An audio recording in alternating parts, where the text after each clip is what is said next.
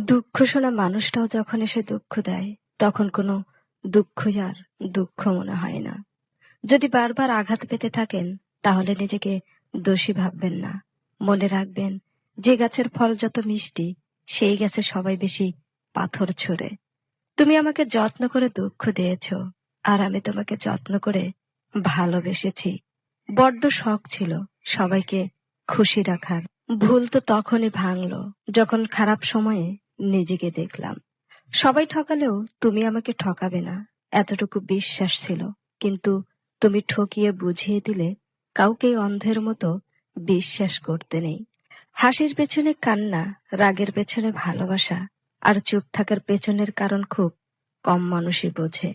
মানুষ কখনো বদলায় না, শুধু সময়ের সাথে সাথে তাদের আসল রূপটা বেরিয়ে আসে। ক্ষতি করতে চাওয়া মানুষটি যখন হঠাৎ আপন সাজে, তখন খুশির চেয়ে সতর্ক হওয়াটা বেশি জরুরি। টাকা থাকলে ভুলও ক্ষমা হয়, অন্যায় ন্যায় হয়। আর টাকা না থাকলে দোষ না করেও দোষী হতে হয়। সবাই কাছে থাকার কথা বলে, কিন্তু সময়ের সাথে সাথে সবাই দূরে চলে যায়। শুধু কিছু স্মৃতি আর ব্যথা পাশে থেকে যায়।